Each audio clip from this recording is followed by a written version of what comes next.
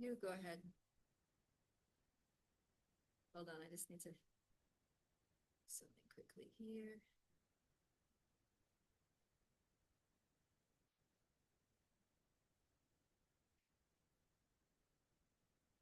Okay, welcome everyone. So today's session is called Nature's Wisdom, and we're going to try to see what we can learn from the natural world. So this is actually the third part of a three-part seminar on this topic. And I did the last two Saturdays Bhakti Circle. We did the first two parts, but it's okay if you missed those because each session stands alone. And the idea here is that through thoughtful observation of the world around us, we can learn a lot of spiritual lessons from nature. So the first session was about learning from the elements. We did earth, water, fire, air, and space. And then last night's was learning lessons from the universe. We looked at the sun, the moon, and the ocean, and that was a lot of fun.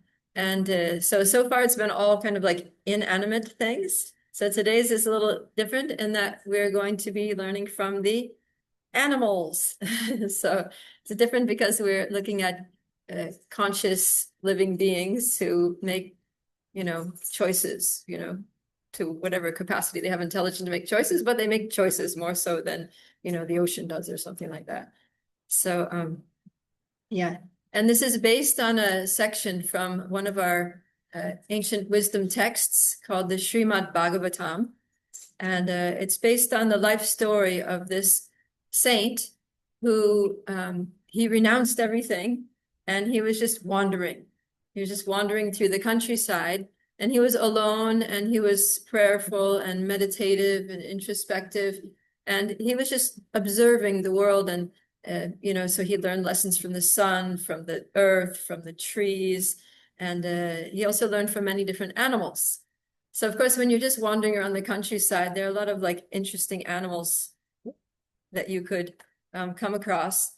But generally, you don't come across these types here, right? As fun as it would be to see a giraffe or a rhinoceros or something like that, an elephant, but some of these could be dangerous. So he learned mainly from just everyday creatures that we also would see in our walks through the countryside, like moths and, wasps and fish, if you happen to walk past a pond or something.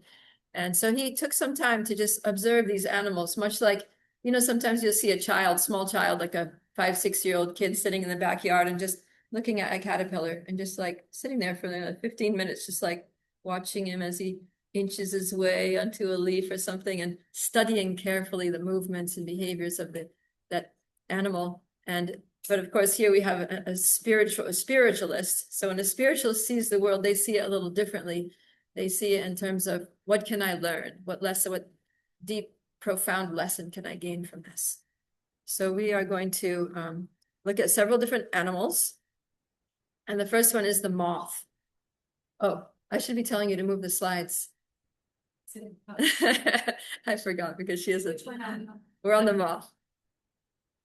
That's the sage wandering. And then those are, go click again. The animals. I forgot that my view is different. This is what comes up. Okay, go to the next. The moth. All right. So the moth is a very common little creature that as you know, they're very attracted to light. So you can see here in the picture, there's like an electric light at night, and there's all these moths going all over it. So what this saint learned from studying the moth was that sometimes we're a little bit like moths, and that we see something attractive and we just rush headlong into it, right? We just go for it, kind of impulsively, without thinking about the consequences. Just go to the next one. So it's okay if the moth is just, like going towards an electric light or something, but if he's going towards an actual flame, then go to the next one. Could have very dire results. Sorry, there's some gruesome slides here. Anyways, that's nature, it's not as romantic as people make it out to be. So this happens to moths sometimes. There's actually, it's mentioned in the Bhagavad Gita, Krishna, who's speaking Bhagavad Gita. Bhagavad Gita takes place on a battlefield, and there's two armies, and one side, they're, very nice, saintly people who have a keen sense of justice and that, and they're trying for peace. But the other side, they're called the Kauravas, they're just really bent on war, and they're not even thinking about the long-term ramifications of it. And so Krishna says that they're like moths flying into the fire, because they're like obstinate about, no, we have to fight, but they're going to lose. Krishna's like, they're going to lose, and we're trying to persuade them to just, let's come to a peaceful settlement, but they're so bent on their own destruction. What can we do? Yeah, he says that they're like moths flying into the fire. So what are some other ways that we can sometimes be like moths in this unfortunate way? What are some of the things that we rush into? Yes. I don't know, but if they were attracted to the light, hopefully we're at the right kind of light, the light of the bottom. Yeah, I mean, that would, yeah, I'm asking for the negative sense. What are some of like the kind of like the pitfalls that we make? Yeah. So I was actually looking at a map my backyard the other day, and they're all over the place, right? Like they're over here, and then they're over there. There's just they don't stay in any one spot too long. I think the word flighty probably comes from flighty. Yeah, they're kind of like, right? Yeah. Okay, so it doesn't look like they have a very clear direction, or goal or something. You can show. Sometimes we can see that something is distract from the goal for us, that is not leading to good results, but just thinking of something as simple as sugar, it's like so attractive, we want to take it, we know it's not good for us, especially excessive amounts, but we go for it anyway, and we go for it again. So, and there's worse things as well that are clearly destructive for us, but we go for it. It's like, I guess it's a little bit of like an addiction. Like they're drawn to that source of light, and there's no intelligence saying, well, this is leading to destruction. It's literally to death, should stop. But we are so conditioned by certain things that even if there's some level of knowledge that this isn't good for me, we're still like, oh, I'm gonna do it anyway. We just dive right in, and usually doesn't lead to immediate death, but it does lead to maybe feeling bad afterwards, like, oh my God, I just ate 5 pieces of like chocolate fudge cake, right? Yeah. Yes. There's this Disney movie, A Bug's Life, that I watched when I was like in middle school or something, and it's literally a moth flying to like the electric zappers, and it's like going like this, and then it's bug and it's like, don't do it. Like, no, It's a trap. And then the bug is like, it's so beautiful. And then it like zap, and then it's dead, and it's like there's like, it's when you lose your intelligence, and even if people that love you, that care about you, are telling you don't do that, it's like you can't take that advice when you're attached to like not thinking about long-term benefit. That it's just thinking about like, what do my senses want, like in this very moment, and I also want it immediately. Yeah. So you can't even pause to take the time to reason, is this a good idea? Yeah, that's good. Yeah, actually, that's another thing. It reminds me of a verse that Krishna speaks in the Bhagavad Gita, that when we contemplate the objects of the senses, and when we see something, we want it, we get obsessed with it, we can't get out of our heads, and then we basically lose our intelligence, we lose our sense of discrimination, and we lose our ability to actually make an intelligent choice, considering the ramifications and consequences, and we just do it, So yeah, sometimes we can be very much like moths. Sometimes this can play out in relationships too, right? You see an attractive person, someone very beautiful, or they have some attractive quality, but maybe something inside you is like, no, this is dangerous. I don't think this is a safe person, but they're so attractive, and then you just get in some toxic relationship. And yeah, so this is sometimes, when you're studying the behavior of conscious beings, people or animals, there are things that we can, from their mistakes, we learn what not to do. And from their good behavior, we learn what to do. So this is a good example of how learning what not to do from the moth. Okay, so let's go to the next one, which is the fish. So this saint, he must have passed a pond or a lake where people were fishing, and he observed how the fisherman takes the hook and he puts the worm on it so carefully in such a way that no part of the hook is visible, and it just looks like a worm, and the worm's still alive, so it's kind of squiggling a little bit there on the hook, and then he throws it out there, and then the fish bites it, thinking that it's a nice juicy meal, right? So what can we learn from the fish?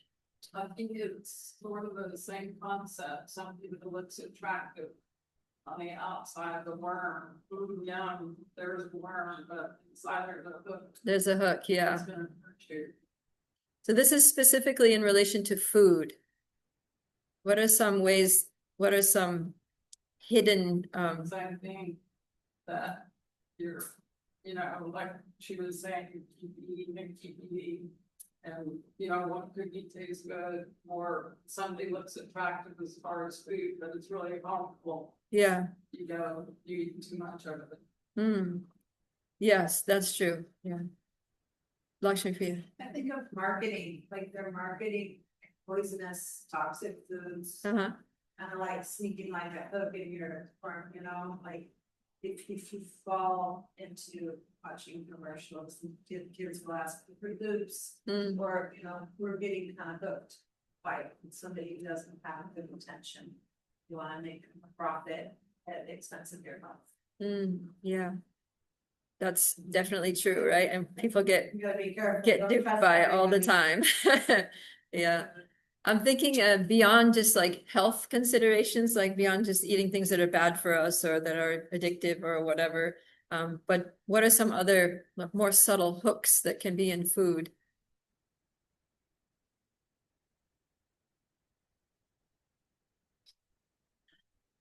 How about this picture? There are karmic hooks in food, right? And so if we eat, yeah, food is not always so innocent, right? A lot of food products are produced produced through violent means, right? Especially meat.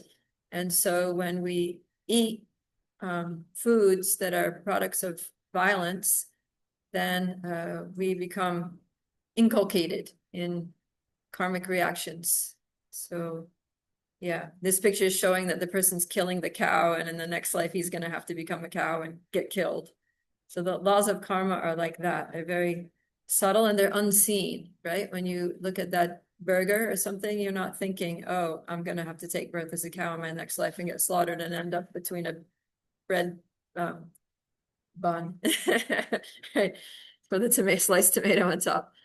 So, but this is a way that we get hooked, and that we end up bringing undue suffering upon ourselves, and that we have to take birth again in the material world in order to live out this karma. So, go to the next slide, please. Yeah, so it kind of behooves us to be careful, like think carefully about what we eat, about you know, what went into producing that, just make sure that it's ethically sourced. You know, people weren't exploited, animals weren't harmed. It's like, yeah, it's not full of additives and artificial things that supports, you know, nasty industrial food production and things like that. And yeah, because all of those things, they affect us in a subtle way. Most people are unaware of this, but there's a whole science to karma and food, and how, you know, we can get ourselves entangled in different ways by making the wrong food choices. So, and then ultimately, in Krishna consciousness, we offer all of our food to Krishna. So we, before eating, we prepare the meals, and then before we eat it, we say some prayers, and we ask the Lord to accept this. And this is my offering to you with love and devotion. Please accept it. And then that actually, of course, he only eats food which is, you know, good food, that's pure, that's, you know, not coming from, not products of violence in any way, vegetarian food. And then by that offering, then the karma gets removed. It becomes karma free. Because even, people always use this argument against vegetarianism that, okay, you think killing animals is bad, but you're also killing carrots and killing lettuce and, when you make your salad. So, that's true. So that's why when we offer the food, then it gets purified of that, the small amounts of karma. Of course, the karma you get for uprooting a carrot is much different than the karma you get from like killing a cow. So, but even so, we don't want to have any karma. We want to have a karma-free life. And so offering the food is a great way to do that. Okay, let's go to the next slide. The osprey. So osprey is a bird, if you live by the seaside, especially like near an estuary or something, you'll see these osprey.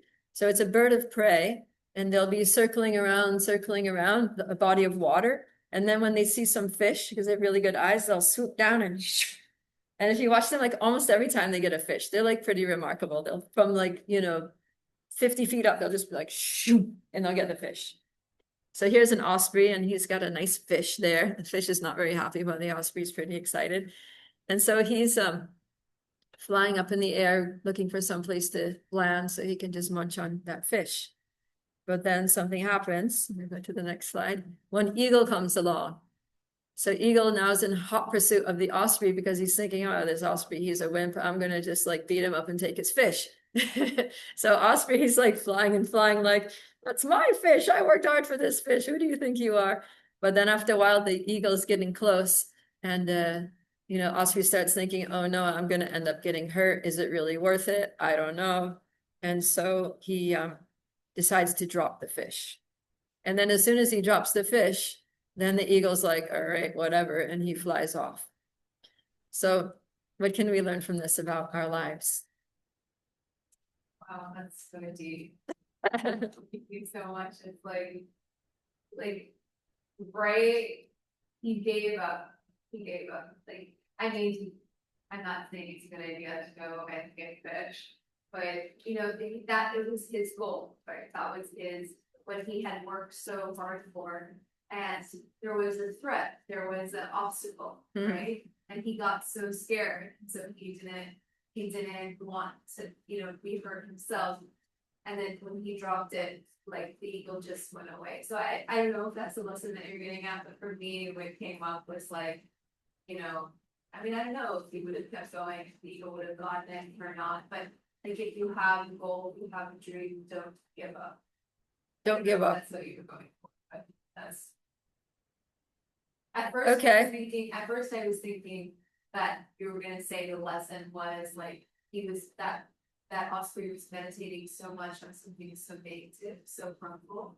And when we meditate on, like, produces our life, we should meditate on positive things and how to. That's another one. Save that thought. But in this, like, if you drop the fish, then it seems like, he got his goal, but he gave it up so easily, it's a little over. Okay, so you're kind of going the direction that he should have held on to his fish. I mean, I don't know. It seems risky, but it's kind of funny that the eagle went away right after he dropped the fish. He gave up his attachment to his material things, and that's the That's actually the lesson. That's actually the lesson, yeah. That when he let go of his material attachment, then he could be peaceful. Oh, Is that what you wanted to say? That actually was my thought, that the osprey let go of the attachment. Maybe to elaborate on that, is both of them appear to be survival. Like there was eating is for survival, and then being chased by the eagle is also like survival. But it's like there are gradations of things that or choices that we need to make. But sometimes you have to let go of lower things for a higher purpose. Right. So here there was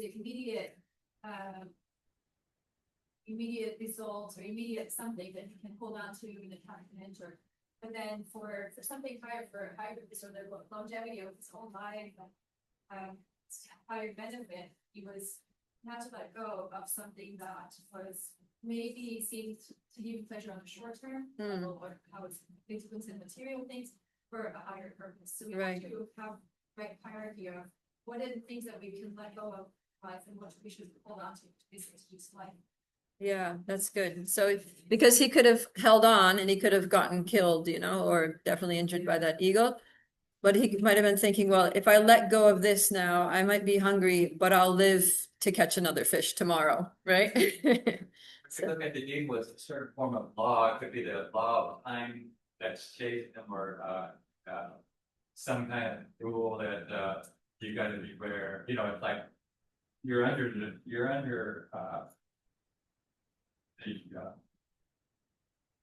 rules of, you know, good versus, you know, there's a greater power that's forcing you to do something you may not want to do. Hmm, But you have to be aware of your circumstance. yeah, So it could be like the laws of God or the laws of nature, or whatever. yeah, And that was kind of, I thought like the offspring is powerful, but no matter how powerful you think you are, there's a greater force working on you. You're not control. okay, yeah. You guys are really taking this out there to the high levels. Yeah, I mean, my thought was just like, you know, if you're walking down the street at night and you've got like tons of cash on you, then, you know, a really expensive phone or something, then, you know, you're going to be in anxiety. But if you got like nothing, if you just empty pockets, you just walking down the street, you know, then All you can do is be raped. There's always danger in it. there's always danger. I mean, something could happen, but at least you're not. Yeah, there's one story about this. One of another saint in our tradition. His name's Sanatan Goswami, and one time he was traveling, he had a companion with him. So he wanted to just go really simple, and he had a long journey, and he stopped. They stayed at this like a motel kind of thing, a guest house, and he had his companion with us. So companion didn't tell him, but the companion was carrying these 8 gold coins, and so they were in a very remote place. They're like in the middle of nowhere. It was the only guest house there, so they stayed there. But the landlord, he had this astrologer that, you know, was his friend, and the astrologer, he really had some pretty remarkable abilities to understand what was going on. And so he told the landlord, he said, you know, these people that are staying with you, they have 8 gold coins, and like that's like some good money, you know? So then the landlord, he was planning to like murder them in the night to get the coins.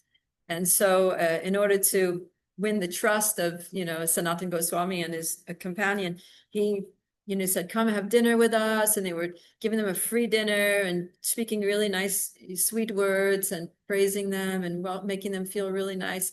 And so Sanatan Goswami was very bright. And so he thought, there's something wrong here. He's being a little too friendly, you know? And then he's asked his traveling companion, he said, his name was Ishan. He said, Ishan, are you carrying anything valuable? And he said, well, I have 7 gold coins. And he's like, oh, I should have known something less. Get the 7 gold coins and give them to the landlord right now, because I feel like we're in danger.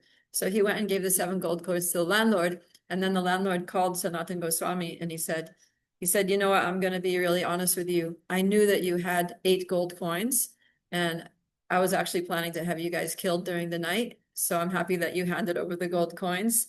And I'm willing to help you actually across the mountains. And he said, you can have them back because I feel bad because you're a holy person. He said, no, you keep the gold coins, because if you don't kill me for them, someone else will.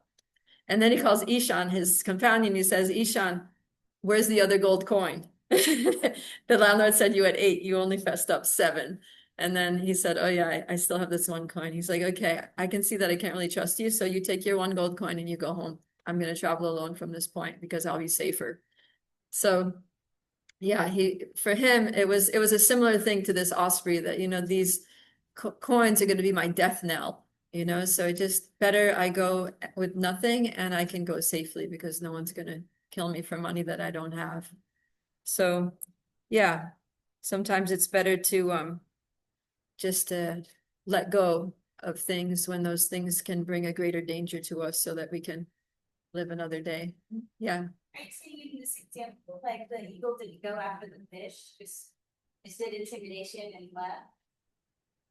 Well, the osprey dropped the fish and then it just went into the water. Oh, okay. So the eagle, he wanted the fish. He didn't have anything against the osprey. He just wanted to get the fish, right? So as soon as there was no more fish in the picture, then the eagle went away and just did his own thing. Okay. So, okay. All right. Now brace yourselves because this next picture is really gruesome. The python. I was almost taking this off. Okay, you guys are cool. I was almost taking this picture off because it's so disgusting.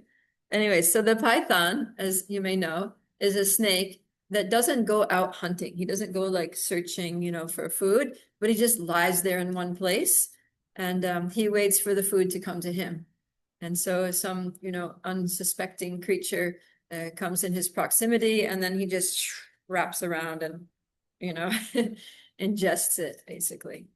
So, yeah, I'll just go to the next slide here.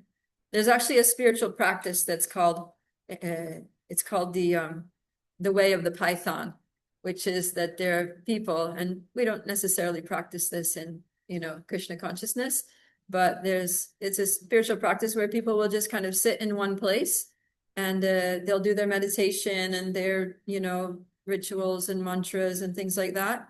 And if people come and give them food or give them money, donate something, then that's what whatever comes like that, that's what they eat. That's what they work with. But they don't make any extraneous endeavor to acquire, money or food or anything for their sustenance. They just kind of pray and depend on God. So that's actually it's a vow that some spiritual practitioners take. And yeah, so in what way do you think this is applicable to us in the here and now? Obviously, we're not going to take a vow like that, but I guess you could try it, but I don't really recommend it. But what is some way that this can apply to us in a practical sense? Maybe in a more moderated sense. We accept whatever comes to us, on its own, I guess. By greatness arrangement, everything will come to us that we need, I guess, or our endeavors. I don't know. Be satisfied, right? Yeah. Kind of cultivate satisfaction with what we have and not always be hankering for more and more and over. Yeah, there are different ways of looking at content. One doesn't have to be industrialist to make a living, also take what is offered, more than a 5 position. Yeah. Did you trust the universe that whatever the universe will bring to you? Yeah. Yeah. And that it actually, there is truth to that because, we were talking about karma before. So we're all coming into this lifetime with previous karma from our past lifetimes and also from karma that we've generated earlier in this lifetime. So according to that karma, we have a certain amount of good things coming to us, like in terms of prosperity or fame or physical health or like that. And we also have, bad karma, which may bring us shortage or accidents and injuries and things like that, right? So the idea here, and this is in another place in the same book, Srimad Bhagavatam, one of the teachers there says that there's no use working too hard to get material things because everyone is allotted a certain amount of material things according to their past karma, and they're going to get it anyway, right? So, and that's why we see in the world that there are some people that they work very, very hard. They might have 2 jobs. They're working 18 hours a day, but they're still just barely making ends meet. And then there are other people that just, hardly do anything. Maybe they don't work at all, or they log on to, their remote job for 10 minutes a day and they're earning 200,000 a year. Very minimal effort. So you got 2 different entrepreneurs and one, he's trying and ends up going bankrupt. And the other one is not trying so much, but the business just takes off and just explodes and branches are opening and he barely does anything because he's got employees doing everything. And so it's like karma. Right. So then the lesson is here that not just that we lie down on the ground and do nothing and wait for people to bring us food, but that we set our priorities in the proper order. right? That instead of using all of our time and energy to just earn, to get material things, earn material wealth, but that we can make like a minimal endeavor, and then we be satisfied with whatever comes, and devote the rest of our time to spiritual life, because that's really the most important thing, is our spiritual cultivation. Because after all, we are spirit souls, we're spiritual beings. So spiritual beings need to live a spiritual life, right? The reason everybody is so unhappy in the world, so miserable, is because they're spiritual beings trying to live a material life and think that's going to make them happy, right? So we should, because we have material bodies, so we're a little bit, we're kind of like both here and there, that we're spirit souls, but we're in a material body. So we have to maintain this body, and it needs food, and it needs clothing, and it needs a roof over its head. So we do, we make an effort to provide for our physical existence and for our dependents also. But we can't forget that the top priority is our spiritual well-being, our spiritual progress. And so sometimes, we can maybe scale down our material endeavors and put a little more time and energy into our spiritual endeavors. And even if it means simplifying a little bit, simplifying our life. Okay, so that's what we learned from the Python. And oh yeah, here we actually have the quote from the saint here who was observing. Would someone like to read this? Saving person should remain peaceful, maintaining the body without much effort. Even though possessed of full sexual mental strength, they should not become active for material gain, but rather should always remain alert to their actual self-interest. Yes, this is what he's pointing out, is our actual self-interest is our spiritual life. So our relationship with God. Okay, so the next one is the wasp. This is the one that Champak was referring to. So the wasp, we're learning not so much from the wasp, but to the little insect that the wasp captures, because wasps are not like honeybees that eat honey and pollen and things from flowers, but wasps are actually carnivorous insects. And so they get other insects, or often like larvae of other insects, and then they take it back to their hive, and then they eat that stuff. So this wasp captured another insect that was a living insect. So what happens is little insect he's trapped inside the wasp's nest, and he's thinking, I'm doomed. This wasp is going to eat me. And he is so afraid that all he can think about is the wasp. This wasp, oh my God, when is he going to turn around and gobble me up? And he's just staring at the wasp. He's watching his every move. He's anticipating that any second he's going to, die in the mouth parts of this wasp. And so, his consciousness was so focused on the wasp that when he did finally die, then what happened was he became a wasp in his next life. So there's one verse from the Bhagavad Gita here. Let's go to the next one. Because if you want, you can sing this. We'll say the Sanskrit because it's kind of fun. Yam yam vapi smaran bhavam tyajatyante kalevaram tam tam evaiti konteya sadatat bhava bhavitaha. Someone like to read the English, please? Whatever state of being one remembers when he quits his body, O son of Kunti, that state he will attain without fail. Okay. So what can we learn from this in terms of our practical lives and things that we think about? Yeah. Yeah, so whatever you're completely focused on is what you will become. So there's a saying that says, be careful what you set your heart upon, for it shall be yours. Yeah. So I think the wasp is, and eating the insect, and the insect is consumed, not literally, but consumed thinking about the wasp.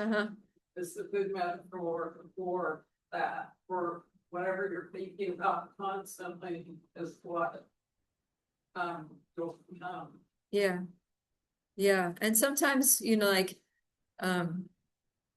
I mean, this often happens. Let's say somebody mistreats us, right?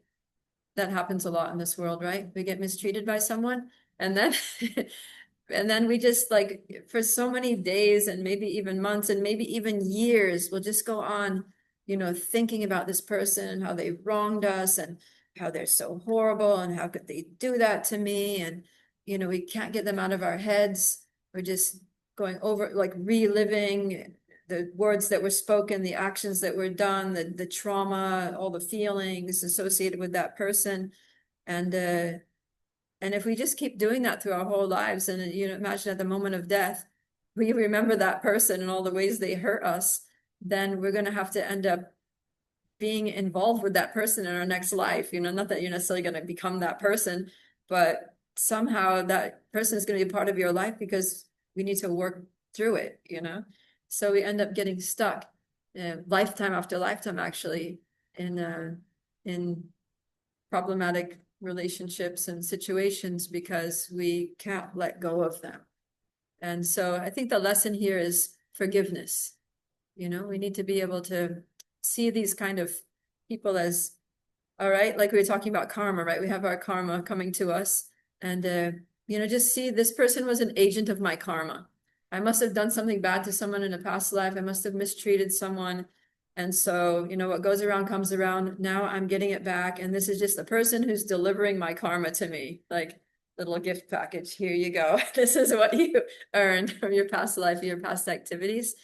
And don't hold it against them. Just be like, okay, I had to go through this. Let me try to learn my lesson, take responsibility for my life and move on, move forward and try to be positive and take it as a reminder to not hurt people, right? Because that person who hurt me, I don't need to get revenge against them because they're going to get their own karma, right? Like God's going to take care of that. I don't have to do anything. Just don't worry about them. And I'm getting mine now. So let me not hurt anyone else because otherwise I'm going to have to experience this kind of pain again in the future. So just take it. In that way we can take all these things as positive lessons, forgive the person that may have wronged us and move on with renewed determination to do the right thing and live a good life. How does that sound? Any thoughts on that? Yes.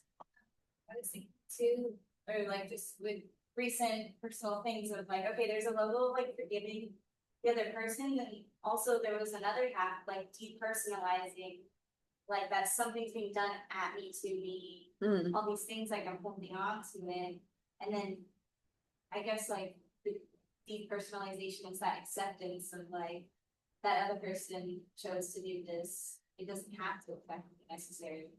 Yeah. Just be like the nature of that other being. And it kind of reminded me of the story of like Peter and the wolf. With like at first he's upset that the wolf eats his dove friend, but then it's like, oh, that's just the nature of the wolf. It's hungry. And my dove friend just eats and prey. And then the end of the story, it was like the wolf has his back with some town police or something. So it's like there was a true enemy. Okay. And the wolf like wasn't him. Right. Yeah. Yeah. And that's the nature of this world, right? Especially in this age. It's age of conflict, age of quarrel. So yeah, it's said that this age that we live in is an ocean of faults. So if you're in an ocean of faults, there are going to be a lot of faults. Don't be surprised if you see some faults. Be surprised if you see something that's pure, right? So we can just expect, that people are going to have faults. They're going to make mistakes. They're going to annoy us and stuff. And we just need to navigate it and try to learn from it in positive ways. Okay, I think this is the last one, the honeybee. So the honeybee is actually a really sweet guru, really sweet. We can learn some nice lessons from the honeybee.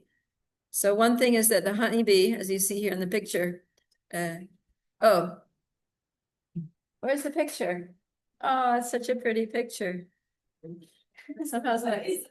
Oh, none of the other pictures are coming up? Okay, look at the picture.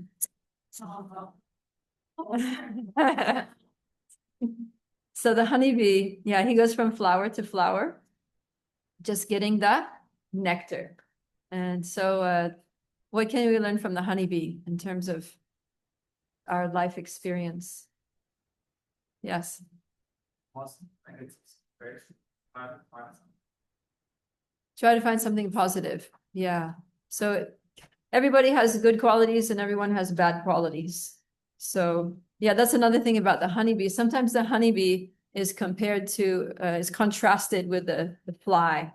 So flies always go for something rotten, right? You'll see the flies having a big party around a pile of dog's poop or, you know, a dead body, like a carcass in the road, some roadkill animal there'll be flies all over it, or some rotten food or some like an open wound or something like that.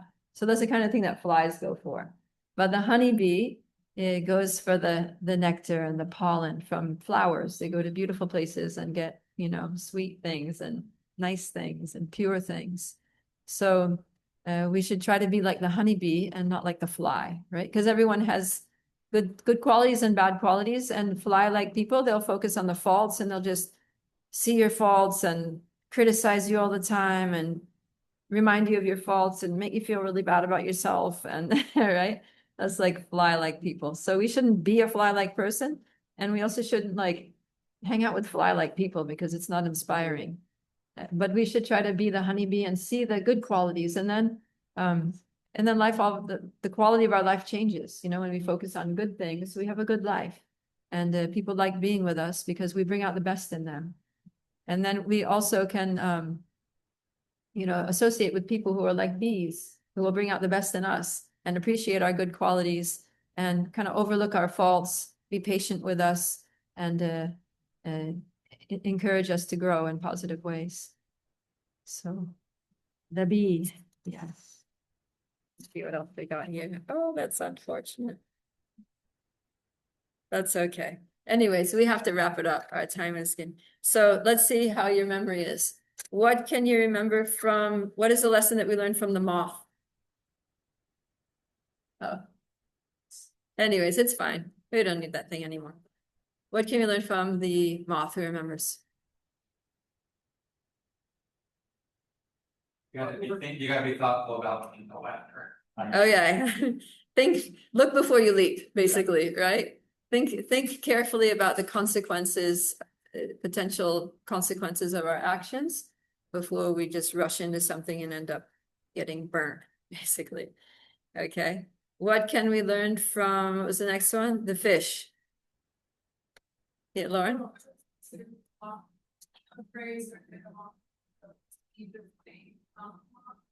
Okay.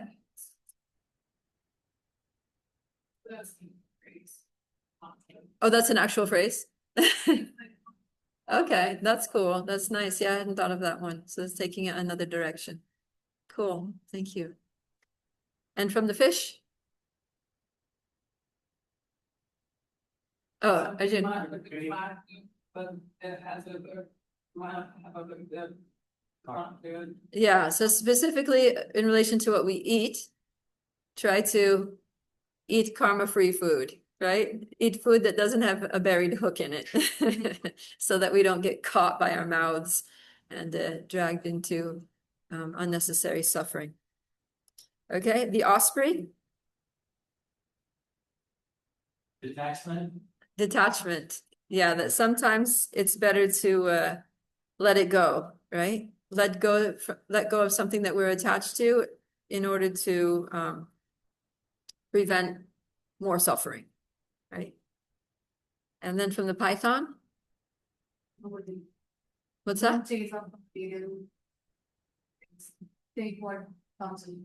Yeah, don't get totally preoccupied with chasing after material things, but kind of like, you know,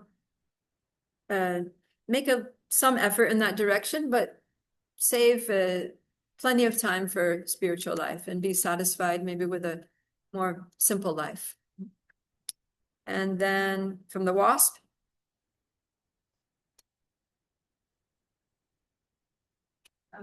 Thinking, like whatever you think, you become, you will get that life. Yeah, so You will become. don't dwell on negativity. Don't be obsessed with people that hurt us, but focus on positive things. Try to think of, you know, saintly people, inspiring people, God, you know, spiritual things like that. And that we will have a higher destination at the end of this life. And then finally from the honeybee, Look for the nectar in life.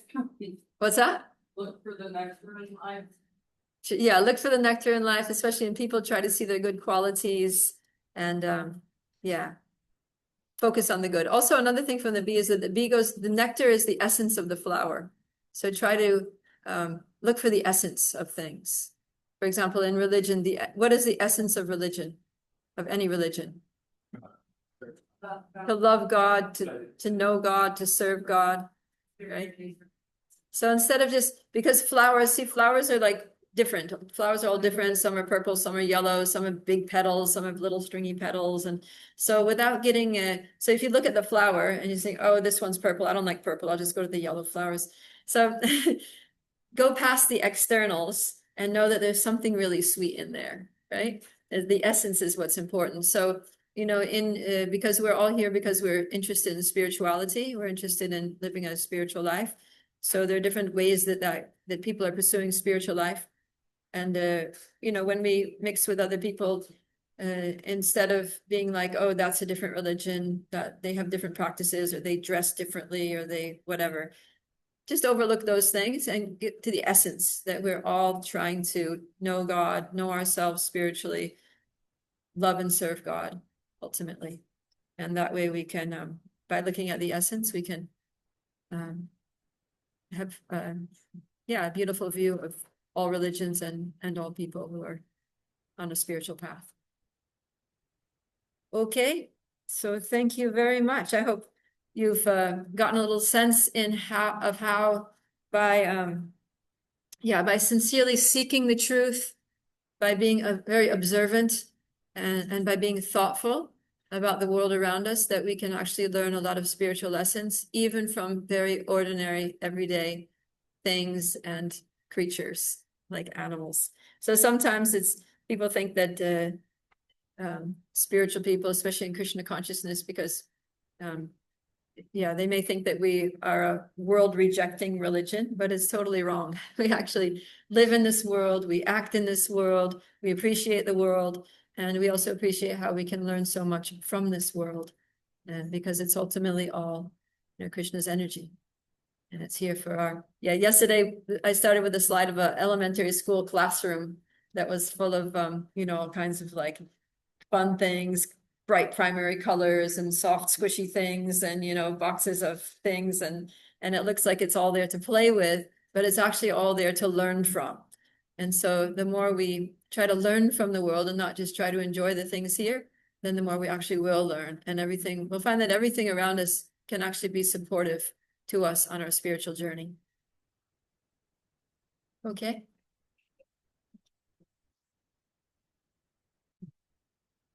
Thank you all very much.